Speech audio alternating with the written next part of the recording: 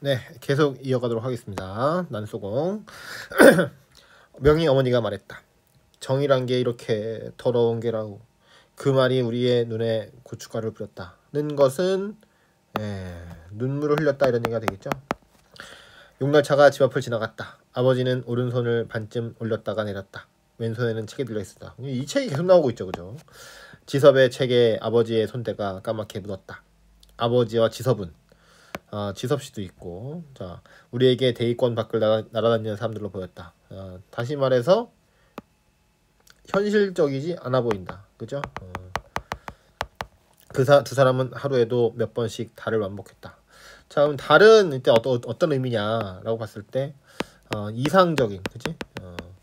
이상적인 것들, 근데 이제 현실을 떠난 것들 이렇게 볼 수 있겠죠, 그죠? 또는 현실을 떠난 것.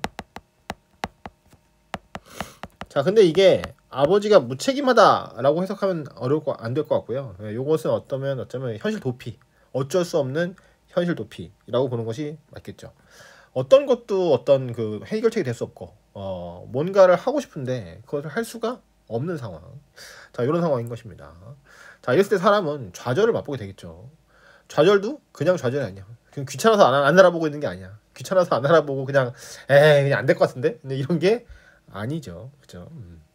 고통 속에 사로잡혀 있다. 자, 이렇게 볼 수 있겠습니다.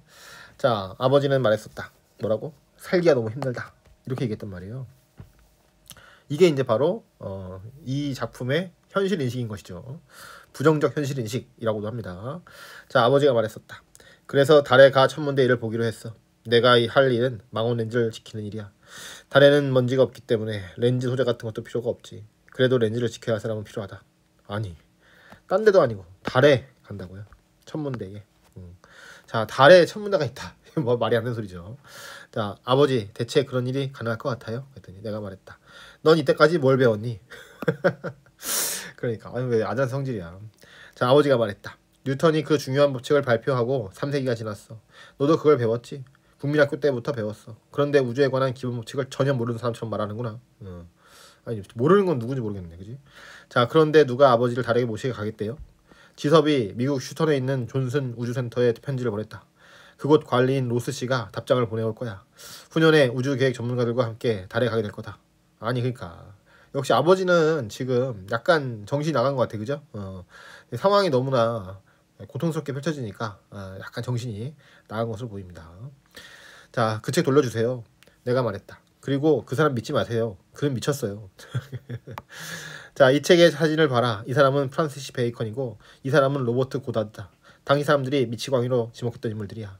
이 미친 사람들이 어떤 업적을 남겼는지 아니? 그랬더니 몰라요. 그래. 넌 학교에서 죽은 교육을 받았어. 갑자기 죽은 교육. 자, 어쨌든 그 책을 돌려주세요. 그랬더니 너희들은 내가 이 땅에서 끝까지 고생하다 바짝 마른 몰골로 죽기를 바라고 있지? 힘든 일에 눌려 허우적거리다 숨을 거두기를 바라고 있는 거 아니냐? 자, 이제 아버지가 이제 피해 의식이 있다고 볼 수 있겠죠. 자, 마음대로 생각하세요. 그래서 대화가 안 되고 있다. 너희들은 왜 지섭에게 아무것도 배울 생각을 하지 않니? 그랬더니 도대체 뭘 배우라는 말씀이에요? 로스 씨의 편지를 받기 전에 보여줄 것이 있다. 지섭에게 말해서 쇠공을 쏘아 올려주마. 자, 이 책의 제목이기도 하죠. 난장이가 쏘아 올린 작은 공인데. 자, 드디어 이제 공이 나왔습니다. 자, 없지? 그랬더니 네. 찾지도 못하면서 밤새도록 어디가 있었니? 나는 돌멩이를 집어 다시 방주에 던졌다. 자, 이런 것도 이제 그런 그 현실 문제를 해결하고자 하는 어떤 태도, 노력 이렇게 볼 수 있는데, 자, 소용이 있다 없다? 없다. 여기 나와 있는 돌멩이도 그렇고 제목에 있는 공도 그렇고 역시 어떻습니까? 열심히 던져봐야 이렇게 떨어지잖아요. 포물선으로, 그죠? 아니면은 어떻게 돼요? 아니면 그냥 아무리 높게 던지려고 해도 픽 떨어지고 말죠. 높이 던지려고 할수록 더 세게 높이 던지려고 할수록 어때요? 올라가다가 금방 떨어집니다. 그죠? 빠르게 올라갔다가 빠르게 떨어지게 돼 있죠. 자, 요런 거. 그러면 이제 이 사람들이 현실의 문제를 해결하고자 의식주, 뭐 대단한 것도 아니야. 무슨 정치적인 이런 것도 아니고 의식주를 해결하고자, 특히 이제 주거를 해결하고자 노력을 하는데 전혀 그 노력의 결실은 없다. 전혀 없다. 예, 이런 얘기가 되겠습니다. 자, 그러면 계속 이어가 보겠습니다. 어머니도 기진에 다른 말을 못했다. 형이 어머니의 등을 밀면서 대문 안으로 들어갔다. 조용한 아침이었다. 100여 채의 집이 헐리고 남은 것은 몇 채 안 되었다. 우리도 영희만 집을 나가지 않았다면 전날 떠났을 것이다. 철거위를 어겨야 할 다른 이유는 없었다. 행복동 생활에 자 역시나 행복동 반어적 표현이 되겠습니다. 마지막 며칠은 우리에게 악몽과 같았다. 우리는 영희를 찾아 헤맸다. 영희 어디 간 거야? 영희를 본 사람은 없었다. 영희는 가방도 들지 않고 집을 나갔다. 대책 없이 나간 거 아닙니까 지금 그죠? 자 그러면서 갖고 나간 것은 줄 끊어진 기타와 펜지꽃 2송이뿐이었다. 자 뭐 갖고 왔다고? 추억의 기타 그리고 꽃. 자 꽃은 지금 이들의 현실하고 어때요? 현실하고는 정반대 쪽에 있는 것이라고 볼 수 있겠죠. 자 그러니까 아버지가 달에 간다 이런 얘기 하는 거나 또 이제 앞서서 이 집 아들이 우리는 아무데도 안 간다. 우리 집을 허물려고 하는 사람은 가만두지 않을 거다. 뭐 이렇게 말한다든가 또 우리 영희가 사라지면서 집을 나가면서 꽃을 들고 간다 또는 기타를 들고 간다. 근데 이런 설정들도 전부 다 현실을 마주볼 수 없는 정도의 고통이 있다 이렇게 볼 수 있는 것이죠. 단순히 이제 귀찮아서 현실 도피 뭐 이런 게 아니라 아몰랑 뭐 이런 게 아니고요. 이런 게 아니라 이들은 살아남을 수 있을 확률이 너무나 낮다. 고통 속에서 죽어가고 있다. 이런 얘기를 한다고 볼 수 있겠습니다. 자 그럼 계속 보시죠. 나는 좀 큰 돌멩이를 집어넣다. 돌이 되게 많은가 봐. 그쵸? 자 이번에도 소리를 들을 수 없었다. 잔물결이 수초사리로 밀려왔다. 지섭이 이발관집 공터를 지나 곧장 걸어오고 있었다. 그의 손에 쇠고기가 들려있었다. 자 새로운 소재 나왔죠 쇠고기. 근데 앞서서 나왔잖아. 뭐? 고기 굽는 냄새. 그쵸? 자 지섭이가 무슨 선물을 갖고 온 것 같습니다. 자 쇠고기. 대문 앞까지 나온 아버지가 그의 손을 잡고 들어갔다. 아버지가 쇠고기를 참은 이렇게 하는 거 보니까 어때? 상당히 반가워하고 있다는 걸 알 수 있죠. 아버지가 쇠고기를 부엌 안 어머니에게 넘겨주었다. 부엌 안에서 연기가 자욱했다. 형이 안쪽 아궁이 앞에 엎드려 불을 피우고 있었다. 그러니까 무슨 지금처럼 막 가스렌지나 인덕션 렌지 이런 게 있는 게 아니죠. 불을 피워야 돼. 그러니까 이게 얼마나 생활이 열악한 것인가를 알 수가 있죠. 형은 눈을 씻으면서 얼마나 일어나 아궁이에 나물을 넣었다. 어머니는 밖으로 나와 눈물을 씻었다. 자 그렇습니다. 눈물. 어머니의 눈물. 네. 자 감격일 수도 있죠. 왜냐면 이 집안을 위로하고 있는 사람은 아까 명희 어머니밖에 없었는데 명희 어머니도 결국은 같은 수준의 사랑, 같은 상황의 사람 아니겠습니까? 자 그러니까 사실상 동병상련은 되지만 진짜 그런 위로는 잘 안 됐는데 지섭이가 고기를 가져왔잖아요, 그죠? 뭐 고기를 좋아해서 좋다 뭐 이런 게 아니라 위안이 되고, 그죠? 다른 사람들, 우리 같은 사람들이 아닌 다른 사람들에 의한 어떤 그런 애정, 이런 것들을 느낄 수 있었다. 이런 것이 되겠습니다. 자, 그래서 눈물이 나오고 볼 수 있겠죠. 자, 우리는 며칠 동안 명인의 집에서 나온 나무를 쪼개 아궁이에 넣고 나왔다. 형의 몸에서 연기 냄새가 났다. 아버지가 밭은 기침을 했다. 이런 거. 자, 아버지와 지섭은 아무 말도 하지 않았다. 지섭은 아버지에게 빌려준 책을 읽었다. 아버지는 그가 감옥살이를 했다고 말했다. 그러니까 이런 식으로 문장이 또 짧게 진행되는 것이 또 이 작품의 특징, 문체적 특징이라고 볼 수 있겠습니다. 자, 이거 왜 그러냐? 여러 가지 뭐 썰이 있습니다만은 이렇게 짧은 문체가 되는 이유는 짧은 문장을 쓰는 이유는 정신적 피폐함이다 이렇게 볼 수도 있습니다. 피폐. 그러니까 긴 생각, 오랜 생각을 유지하면서 뭔가를 할 수 있는 상황이 아닌 거예요. 원래 이제 사람이 이제 우울증 같은 게 걸리잖아요. 자, 그러면 깊이 있는 생각을 못 해. 단순하고 단편적인 생각들밖에 못 하거든요. 그래서 더더욱 우울증에서 벗어나기 힘든 것인데. 자, 이제 여기서도 지금 그런 상황인 것이죠. 자, 아버지에 의하면 그는 잘못한 것도 없이 감옥에 갔었다. 그럼 여기서 말하는 그는 뭐 당연히 지섭이가 되겠죠. 그는 마루에 걸터 앉아 책을 읽었다. 형과 나는 시멘트 답 앞에 서서 밖을 내다보았다. 집들이 다 헐려 곧바로 동사무소가 보였다. 그러니까 옛날에는 이제 그 전에 어때? 막 이렇게 자기 집이 여기 있으면 여기에 건물들이 막 있어가지고 여기는 동사무소가 잘 안 보였단 말이야. 근데 건물들이 싹 사라졌죠. 자, 그러니까 되게 비어가지고, 그지? 여기 막 건물 무너뜨린 잔재만 이렇게 있고, 그래서 이제 여기서 바로 동사무소가 보이는 상황이 되겠습니다. 자, 그러면서 그너머로 밝고 깨끗한 주택가가 보였다. 이쪽은 막 집들이 커. 제대로 된 집들이야. 자, 그러니까 여기서 바로 뭐가 된다? 깨끗한 주택가하고 지금 우리가 있는 곳이 대조가 된다고 볼 수 있겠죠. 뿅. 자, 그 바른 쪽은 슈퍼마켓이 있는 큰 길이다. 영희가 한때 일한 빵집이 보였다. 그렇습니다. 자, 아까도 나왔다시피 빵집이 있었죠. 자, 형과 내가 유리창 밖에서 본 영희는 정말 예뻤다. 아무도 영희가 난장이의 딸이라는 것을 믿으려고 하지 않았다. 우리는 끝내 영희를 찾지 못했다. 큰일 났네, 그지? 자, 부엌에서 고기 굽는 냄새가 났다. 오, 좋았어. 자, 그토록 원하던 그 고기지 않습니까? 이게 슬픈 거죠, 진짜. 자, 고기 굽는 냄새도 났다. 그러니까 고기를 뭐 많이 사 먹은 것도 아닐 텐데 어떻게 국도 끓이고 굽기도 하고 다 하네요. 자, 어머니가 상을 내려 행주지를 했다. 동사무소 앞에서 사람들이 서 있었다. 쇠망치를 든 사람들. 자, 중요한 사람들 나왔죠. 자, 당연히 이제 어때? 우리 이 집 식구들하고는 서로 반대가 된다고 볼 수 있겠죠. 자, 그들이 헐어버린 집들 공터를 가로질러 우리 집을 향해 오고 있었다. 내가 대문을 잠갔다. 자, 저항. 자, 어머니가 밥상을 차렸다. 자, 어머니는 일상을 유지하고 있죠, 지금. 그래서 이게 아이러니한 겁니다. 슈퍼 대조가 되는 거죠. 네, 극대비. 지금 집 다 무너뜨리려고 오고 있잖아요. 자, 그렇습니다. 집을 망가뜨리려고 오고 있고, 반대로 지금 어때? 식사라고 하는 일상적인 행동을 하고 있지 않습니까? 자, 그래서 이것이 비극성 강화라고 볼 수 있다.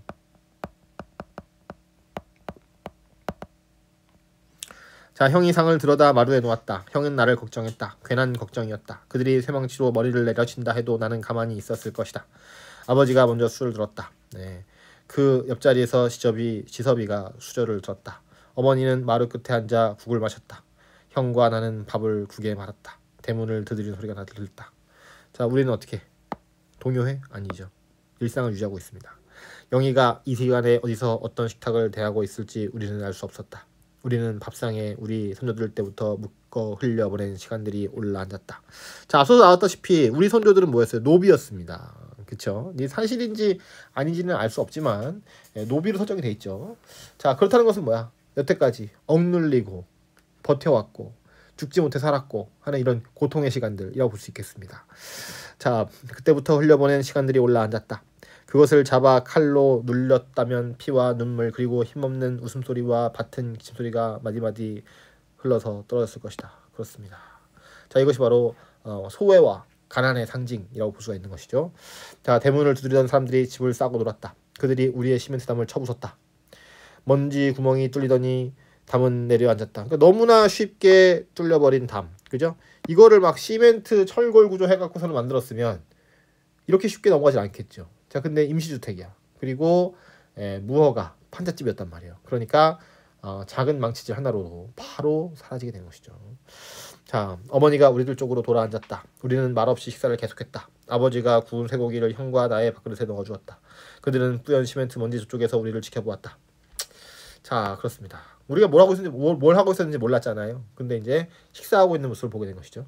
자, 그들은 안으로 들어오지 않았다. 그렇습니다. 최소한의 인간적인 태도를 유지하고 있군요. 자, 그대로 서서 우리의 식사가 끝나기를 기다리는 이런 것이 바로 인간적인 애정이라고 볼 수 있겠죠. 최소한의 애정. 자, 어머니가 부엌으로 들어가 숭늉을 떠왔다. 아버지와 지섭이 숭늉 뭔지 아시나요, 여러분? 그 밥을 한 다음에 거기 이제 그 밥이 약간 이렇게 눌러붙은 것도 있고 하잖아요. 근데 거기다가 이제 물을 부어서 이제 그 숭늉이라고 하는 멀건한 그 탄수화물 워터죠. 이런 거를 이제 만들 수가 있는데 그걸 이제 숭늉이라고 합니다. 요새는 어떻게 집에서 먹는지 모르겠는데 옛날에는 많이 먹었어요. 자, 숭늉을 다 마시자 어머니는 밥상을 들었다. 내가 먼저 내려가 잠갔던 문을 열었다. 어머니는 밥상을 들고 밖으로 나갔다. 형이 이불과 옷가지를 싼 보따리를 메고 뒤따라 나갔다. 그러니까 이제 이 밥상이 마지막 밥상이 됐던 것이죠. 여기서 최후의 만찬 뭐 이렇게 볼 수도 있겠습니다. 쇠망치를 든 사람들은 무너진 담 저쪽에서 말없이 지켜보고 있었다. 우리는 어머니가 싸놓은 집을 하나하나 밖으로 끌어냈다. 어머니가 부엌으로 들어가 조리, 식칼, 도마를 들고 나왔다. 자, 이것이 이제 이 사람들의 그 생활 수단 중에 하나죠. 일상 생활 수단 중에 하나죠. 자, 마지막으로 아버지가 나왔다. 아버지는 아버지의 공구들이 들어있는 부대를 메고 나왔다. 자, 아버지의 생계수단 부대가 되겠습니다. 선생님의 생계수단은 아이패드가 되겠죠. 자, 쇠망치를 든 사람들 앞에 쇠망치 대신 종이와 볼펜을 든 사나이가 서 있었다. 자, 그렇습니다. 바로 이 사나이는 이제 구청에서 나온 또는 시청에서 나온 사람이 되겠죠. 자, 그가 아버지를 보았다. 어머니는 돌아앉아 무너지는 소리만 들었다. 북쪽 벽을 치자 지붕이 내려앉았다. 그러니까 바로 지붕이 내려앉았다. 이제 끝이야. 지붕이 내려앉을 때 먼지가 올랐다. 뒤로 물러섰던 사람들이 나머지 벽에 달라붙었다. 아주 쉽게 끝났다. 그들은 쇠망치를 놓고 땀을 씻었다. 사나이가 종이에 무언가를 써넣었다. 지섭이 들고 있던 책을 아버지에게 주었다. 그는 사나이를 향해 걸어갔다.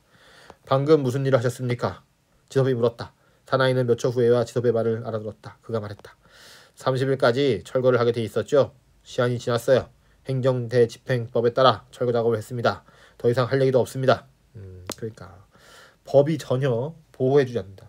철거할 수 있어요. 법에 써 있으니까. 그러나 사람이잖아. 사람이 살 수 있는 최소한의 어떤 것을 안내를 해주고, 예? 도움을 주고 그래야 될 거 아닙니까? 뭐 죽으란 얘기입니까 지금? 네. 자 그렇습니다. 사나이가 돌아서려고 했다. 지섭이 재빨리 말했다. 지금 선생이 무슨 일을 지휘했는지 아십니까?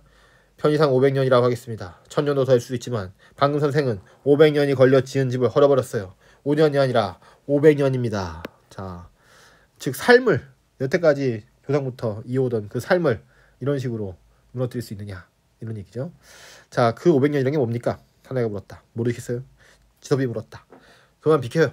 당신이 덫을로 왔습니다. 그치. 사람한테 덫을로 왔어. 당신이 아니라면 당신 상부에서 100여 세대 이상이 여기다 생활터전을 잡는 것을 몰랐어요? 덫을 놓은 게 아닙니까? 가서 말해요. 내가 치더라고. 설마 하고 서있던 사나이는 고개도 돌리지 못했다. 지섭의 주먹이 사나이의 안면에 정통으로 들어갔다. 아 근데 이건 참 슬픈 일이죠. 결국 여기 나와서 일하고 있는 사람들이나 여기서 집을 무너지는 것을 보고 있어야 하는 사람들이나 사실 50보 100보 거기서 거기입니다. 똑같은 서민이죠. 근데 지금 무엇을 위해서 이런 일을 하게 되는가? 이렇게 해서 행복한 사람은 누구인가? 없습니다. 그죠? 자, 사나이는 두 손으로 얼굴을 감싸며 상체를 수그렸다. 두 손 사이로 피가 흘렀다. 우리가 말릴 사이도 없었다. 쇠망치를 든 사람들도 마찬가지였다. 그들은 뒤늦게 몰려와 지섭에게 달들었다. 여러 사람이 한꺼번에 치고받고 밟았다. 그러니까 이게 이제 비극이죠.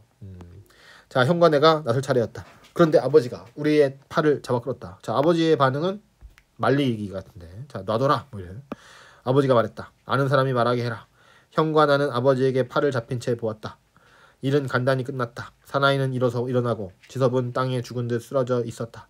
사람들이 지섭을 일으켜 세웠다. 어머니가 갑자기 몸을 떨면서 울었다. 어머니 반응은 울었어. 공포에 사로잡힌 것이죠. 자, 지섭의 얼굴은 피에 젖었다. 서로 막 싸우고 난리 났습니다. 피는 머리에서 얼굴로 흘러내렸어. 중상이네요. 그들이 지섭을 끌고 갔다. 그들은 올 때처럼 곧바로 공터를 가로질러 갔다. 동사무소를 지나 큰 길 쪽으로 나가는 것이 보였다. 아버지가 돌아서더니 들고 있던 책을 형에게 주었다. 아버지가 그들을 향해 걸어갔다. 아버지의 작은 그림자가 아버지를 뒤따라갔다. 나는 더 이상 견딜 수가 없었어. 잠이 나를 눌러왔다. 근데 뭐 갑자기 졸려? 이 난리난 상황에? 자, 그게 아니라 정신이 오락가락. 이것도 역시 일종의 현실 도피적인 태도라고 볼 수 있겠죠. 자, 나는 뭐 방어적 태도라고 합니다. 알겠죠? 방어적 태도.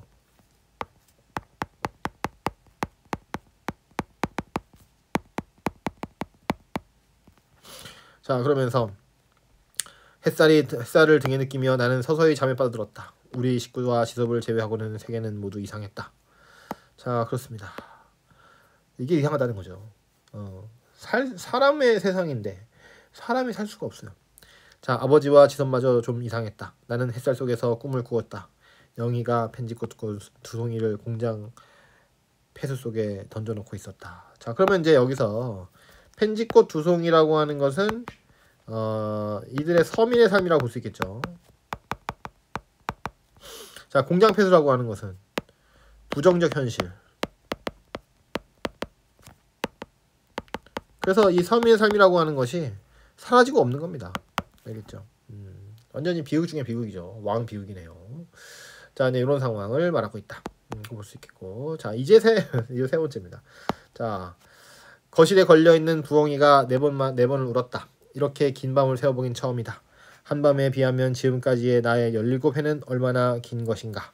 그러나 큰 오빠가 3번. 자, 이번에는 누구로 바뀌었어요? 서술자가. 지금 오빠라고 하는 거 보니까 그죠? 바로 여기 서술자는 영희인 것으로 보입니다. 자, 우리 선조 대대로의 세월에 비하면 여기요. 17회는 아무것도 아니다. 선조 대대로의 세월도 마찬가지다. 아버지는 달에 가서 천문대의를 보게 될 것이라고 말했다. 달에서는 머리카락좌도 선명하게 볼 수 있다. 지섭의 책에 의하면 머리카락좌의 성우는 50억 년 광년 저쪽에 있다. 50억 광년에 나의 17배를 대보일 순 없다. 1000년이라고 해야 모레 몇 알이 될지도 모른다. 50억 광년이라면 나에게 영원이다. 나는 영원을 어떻게 느낄 수 없다. 영원히 죽음과 어떤 관련이 있다면 나는 죽음을 통해 그것을 조금 이해할 수 있을지 모른다. 자, 계속 이제 뭐 달, 뭐 이런 얘기하고 50억, 뭐 긴 세월, 뭐 오랜 세월 이런 얘기하고 있습니다. 자, 내가 죽음을 생각할 때 떠오르는 장면이 있다. 뭔데? 사막으로 이어지는 지평선이다. 죽음과 지평선 어떤 관계일까요? 어둘녘에 모래 섞인 바람이 분다. 자, 머릿속에 상상을 해주셔야 되겠습니다. 자, 지금 쓰고 있는 전개 방식은 묘사니까요, 그죠? 자, 그러면서 어떻게? 선 하나로 표시될 그 지평의 끝에 내가 알몸으로 서 있다. 갑자기 막 네이키드 바디야. 자, 다리를 약간 벌리고 팔을 안으로 끌어들였다. 머리도 반쯤 숙여 나의 머리카락이 나의 가슴을 덮었다.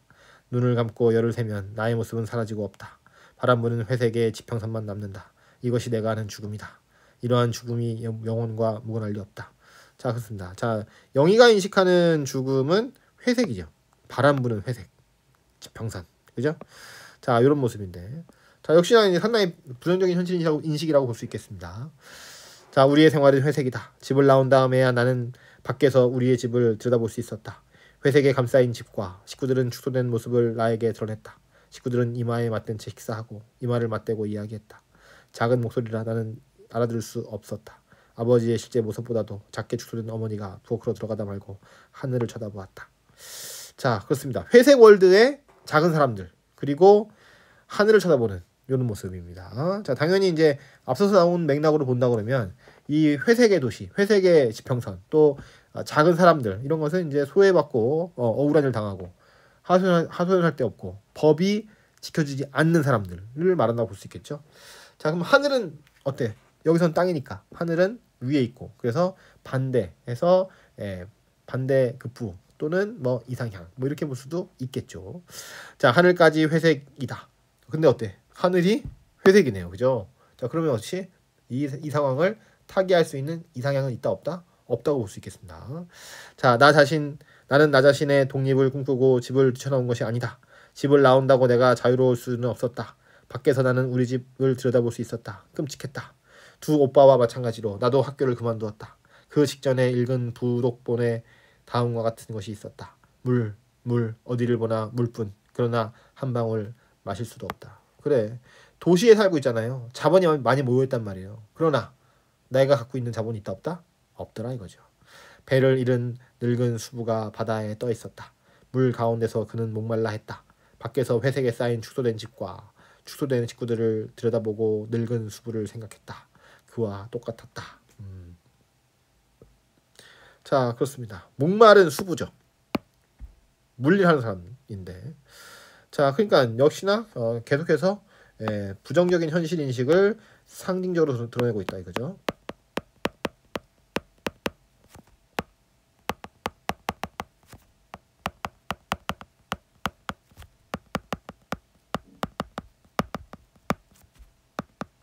그렇죠.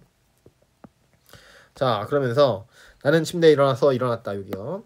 자, 침대가 흔들렸으나 나는 걱정하지 않았다. 그는 깊은 잠에 빠져 있었다. 자, 그러면서 여기 또 새로운 인물 나왔잖아.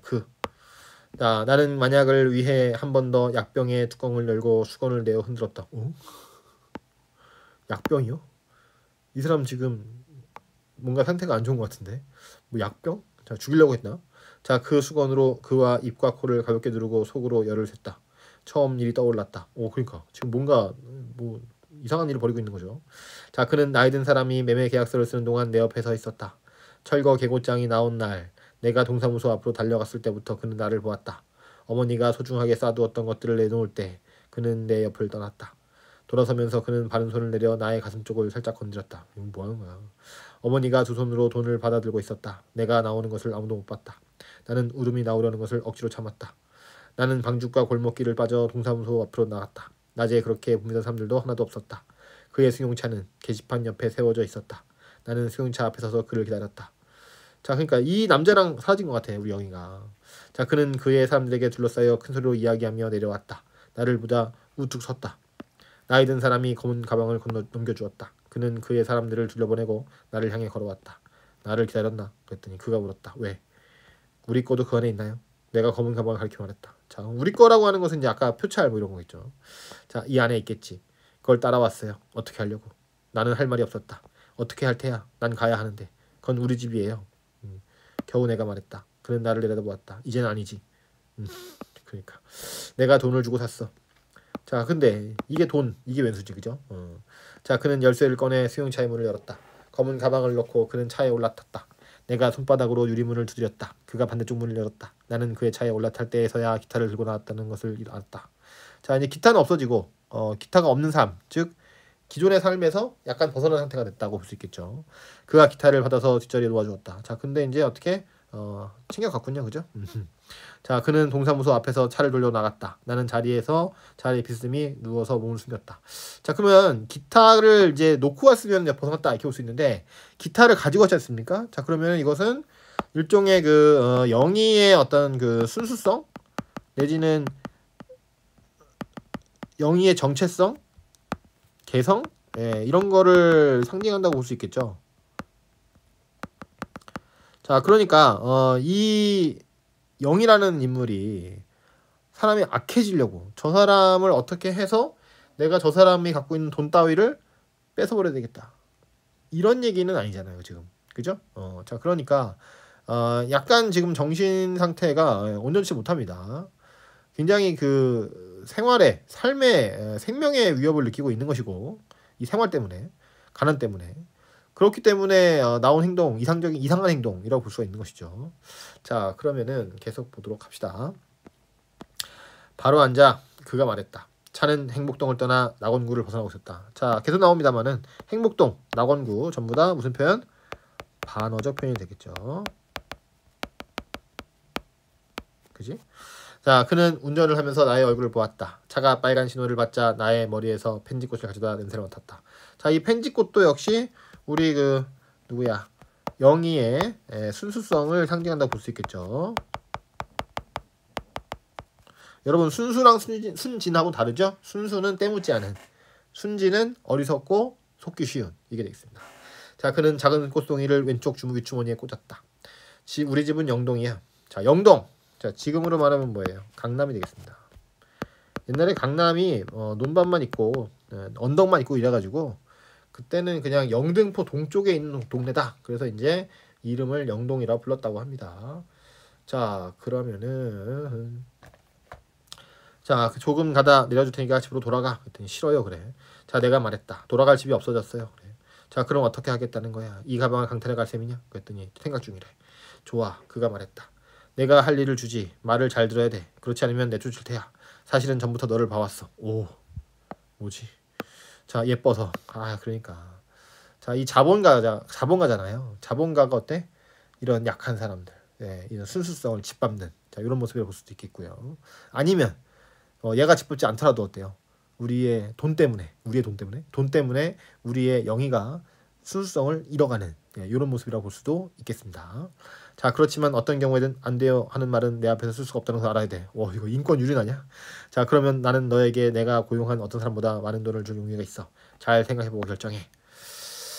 자, 그렇습니다. 자, 이제 어때? 돈에 넘어갈 것인가? 돈을 위해서 어떤 행동을 할 것인가? 아닌가? 이 차이가 생기는 거죠. 자, 나로서는 생각해볼 것도 없었다. 큰오빠는 우리 집을 짓는데 1000년의 세월이 걸렸다고 말했다. 나는 그때 맛을 잘 몰랐다. 큰오빠의 말에는 물론 과장도 섞여 있었다. 어머니는 내가 17살이 되자 여자가 가져야 할 가족과 가정에 대한 전통적인 의무가 어떤 것인지를 은연중 가르치려고 했다. 순결도 입이 닳게 강조하는 것 중에 하나였다. 자, 그러니까 여기서 말하는 순결은 성경험 없음을 말하는 것입니다. 자, 요새 뭐 이제 그런 개념들이 별로 없고 뭐 순결을 지키자 뭐 이런 소리는 거의 안 하지 않습니까? 근데 옛날에는 이게 70년대니까 여성이 이 처녀성을 간직하고 있어야 된다. 자, 그래서 이제 뭐 결혼 전에는 절대 성관계 같은 거 가지면 안 되고 누군가를 위해서 이거를 갖다가 준비해 놓고 있어야 된다. 그걸 주기 위해서. 그러니까 이게 되게 잘못된 거죠. 아니, 그 자기의 그 성 결정권을 뭐 누구한테 주기 위해서 간직한다. 뭐 위생이랄지 뭐 이런 거를 위해서 간직하고 뭐 자기 철학에 있어서 뭐 간직하는 게 아니라 누구한테 주기 위해서, 뭐 남자한테 주기 위해서 뭐 이렇게 내 처녀성을 너한테 줘야 돼. 그게 내가 할 수 있는 가장 신성한 일이고 너를 위한 어떤 진정한 사랑의 모습이야. 이렇게 생각했단 말이에요, 옛날에는. 자, 그런 움직임이 많았단 말이죠. 자, 그러니까 이제 이런 것들은 이제 전통적인 정서라고 할 수 있는데요. 이런 것들을 막 강조했다는 거죠, 어머니들이. 지금으로 보면 잘 이해가 안 되는 얘기죠. 자, 어머니는 내가 어둠 속에서 남자를 생각하는 것도 용서할 수 없다는 입장을 취했다. 남자 생각하고 잘생겼다. 이런 것도 못한단 말이야. 자, 내가 집을 나와 한 생활을 알았다면 어머니는 목을 맸을 것이다. 자, 그만큼 어때? 타락한 생활. 그지? 뭔가 성적으로도 그렇고 정신적으로도 그렇고 뭔가 문제가 있는 생활을 했다. 왜냐하면 돈이 없으니까. 살아남기 위해서. 목숨 하나 부지하기 위해서. 이렇게 했단 말이에요. 그죠? 자기가 워낙 방탕하고 막 성적으로 문란하고 남자 없으면 못 살고 뭔지 이런 게 아닌 것이죠. 자, 그는 나에게 친절하게 대해주었다. 제일 먼저 옷을 맞춰 주었다. 그러니까 아까도 나왔다시피 옷 주머니 없는 옷을 입었잖아. 그죠? 왜? 패션 센스가 높아서 그런 게 아니죠. 가난 때문에. 한꺼번에 여러 벌을 맞춰 주었다. 여기서부터 여기까지 주세요. 뭐 이런 색깔별로 주세요. 뭐 이런 건가? 자, 나는 그를 위해 나를 시장하지 않으면 안 되었다. 그의 아파트는 영동에 있었다. 사무실도 영동에 있었다. 나는 그의 사무실에서 주택에 관한 신문기사를 오려 스크랩북에 옮겨 날마다 붙였다. 날마다 같은 일만 했다. 주택에 관한 기사가 없을 때는 일반 기사를 읽으며 소일했다. 그의 광고도 신문에 날마다 났다. 잠실은 우리 모두의 관심입니다. 잠실 아파트에 대해 상담하실 분은 지금 곧 전화를 하세요. 은하는 당신의 성실한 부동산 안내자입니다. 은하부동산. 주택 분양 광고도 났다. 신천 호대교, 잠실지구, 강남 1로에 붙은 급속도 발전 지역. 꿈이 깃들인 주택을 염가 싸게 싼 가격에 분양 중이오니 이 기회를 이용하십시오. 은하주택. 그는 무서운 사람이었다. 그래 자본가지 않습니까? 자, 29에 못하는 일이 없었다. 나이도 어리네요. 그죠? 자, 우리 동네에서 사온 아파트 입주권은 오히려 적은 편이었다. 그는 재개발지구의 표를 거의 몰아사들이다시피 했다. 영동 일대 자원농단 모두. 지금으로 말하면 뭐 수천억대 부자가 될 수 있었겠네요. 자, 그의 집은 부자였다. 지금 자기가 하는 일은 작은 훈련에 지나지 않는다고 나에게도 말했었다. 그는 아버지 회사로 들어가 더 큰 일을 해야 할 사람이었다. 밤에 아파트로 돌아오면 집으로 전화를 하고는 했다. 그 전화선 저쪽 끝에 그의 아버지가 앉아 있었다. 이거 맞춤법 왜 이럽니까, 구선생님? 아, 진짜. 자, 그는 아버지에게 자기가 한 일을 보고도 자문도 구했다. 그는 거의 차렷 자세로 아버지에게 전화를 걸었다. 전화가 끝나면 그의 고용인들이 정리한 대장을 하나하나 검토했다. 그는 우리 동네에서 사온 아파트 입주권을 45만 원에 팔았다. 그러니까 아까 많이 쳐줘서 25만 원이었잖아요. 45만 원. 세상에. 20만 원을 더 붙여서 팔았어. 그 이하로는 팔지 않았다. 거의 지금 마진이 엄청나죠. 그죠? 자, 상상도 못했던 일이다. 나는 미리 사두었다가 1, 2만 원 정도 더 받고 넘기겠지 했다. 그가 거실에 앉아 일을 하는 동안 가정부는 음식을 차려놓고 그가 식탁 앞에 앉기를 기다렸다. 그는 어머니가 보내준 가정부였다. 그는 그 가정부에게 별도의 돈을 주었다. 집 식구들에게 나에 관한 일을 보고하면 안 된다는 조쳤다. 그러니까 이제 지금 그냥 같이 일만 하는 게 아니라 어때요? 같이 살고 있잖아 지금. 그죠? 자, 그러니까 결혼했거나 그런 건 아니죠. 그냥 예쁘고 이러니까 데리고 살고 있는 거야. 자, 평등한 관계가 아니다. 이런 얘기죠. 그러니까 이게 여성은 얼굴 반반하고 젊은 여성은 이런 식으로 성적 착취나 또는 노동적 착취를 당하고 있었고, 남자들은 공장에서 갈려나가고 있었고, 또 난쟁이처럼 힘이 없고 기술이 없는 사람들, 배움이 없는 사람들은 그냥 그대로 그렇게 지낼 수밖에 없었고 늘 소외되고. 자, 이게 한 가정이 완전히 파탄이 나는 이제 그런 상태고, 사회가 이들을 돌보지 못한다 이런 얘기죠. 돌보지 않는다. 네. 자, 가정부는 내가 온 다음부터 잠을 나가서 잤다. 그러니까 이거 뭐야? 밤에. 그죠? 자, 나는 처음 약속대로 안 돼요라는 말을 그에게 하지 않았다. 아무에도 그에게 안 돼요라고 하지 않았다. 나는 전혀 다른 세상의 사람과 생활하고 있었다. 우리는 출생부터 달랐다. 나의 첫 울음은 비명. 어머니는 말했다. 나의 첫 호흡이 지옥의 불길처럼 뜨거웠을지도 모를 일이다. 그러니까 처음부터 가난해. 모태 가난이야 진짜. 자, 나는 모태에서 충분한 영양을 보급받지 못했다. 그러니까 시작부터 잘못했죠. 자, 그의 출생은 따뜻한 것이었다.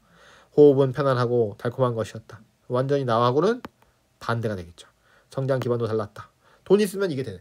돈 없으면 안 돼. 자, 그에게는 선택할 것이 많았다. 나난 두 오빠는 주어진 것 외의 것을 가져본 적이 없다. 나난이 아니라 나와 두 오빠는 이겠죠. 자료를 좀 제대로 주세요. 과천외고 선생님. 자, 어머니는 주머니가 없는 옷을 우리에게 입혔다. 그는 자라면서 더욱 강해졌지만 우리는 자라면서 반대로 약해졌다. 그는 나를 원했다. 그는 원하고 또 원했다.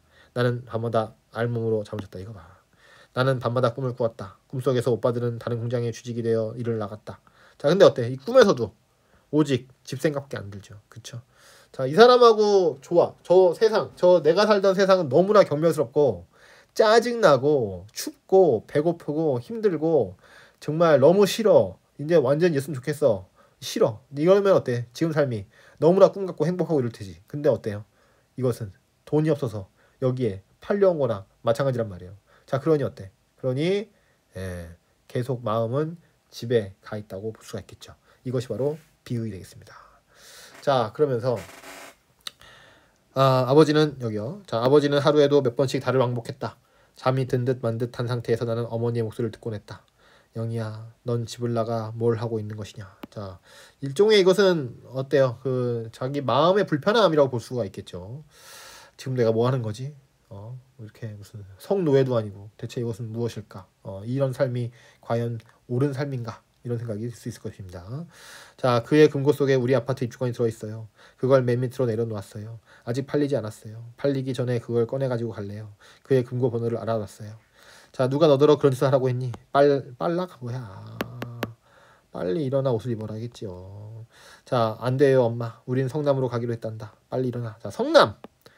그렇습니다. 자, 성남은 그 잠실 쪽에 있던 사람들을 모조리 몰아가지고 그냥 갖다 던져놓은 데가 성남이었어요. 자, 오죽하면 그 하수구 시설 제대로 안 돼 있어서 하수가 그냥 길바닥에 흘러다녔다고 돼 있습니다. 똥물들이.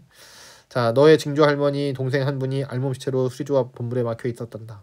왜 그랬는 줄 아니? 주인 서방과 잠자리를 함께 때문이야. 주인 여자가 너의 증조 할머니 동생을 매질을 해서 숨지겠단다. 와, 그러니까 이런 식으로 갈려 나가는 거죠. 공장에서 갈려 나가든 성적으로 갈려 나가든 하여튼 자, 엄마 전 달라요. 그랬더니 같아. 달라요. 같아. 달라요. 넌 이제 그것 때문에 망한다. 어린 게 그것을 좋아해. 그랬더니 그래요. 전 좋아해요. 이런단 말이야. 망할 것. 자, 갈등이 있죠. 그죠? 자, 이것도 역시 가난하기 때문에 발생한 갈등이다. 이렇게 볼 수 있겠죠? 몸부림치다 눈을 떠보면 밤중이었다. 그러니까 이런 장면은 이제 전부 다 꿈의 장면이 되겠습니다. 그는 깊은 잠에 빠져 깨어날 줄 몰랐다. 나의 몸에는 그의 정액 냄새가 났다. 아, 최악이네. 그죠? 그는 나를 좋아했다. 그는 어린 나를 좋아했다. 그는 완전하게 나를 좋아했다. 그래서 나는 도덕적인 고통에서 벗어날 수 있었다. 자, 이거는 이제 사실 정말 벗어난 게 아니라 뭐야? 그냥 위안을 삼고 있었다. 이렇게 볼 수 있겠죠? 자, 그러면은 일단 여기까지 끊고 다음 영상에서 계속하도록 하겠습니다. 감사합니다.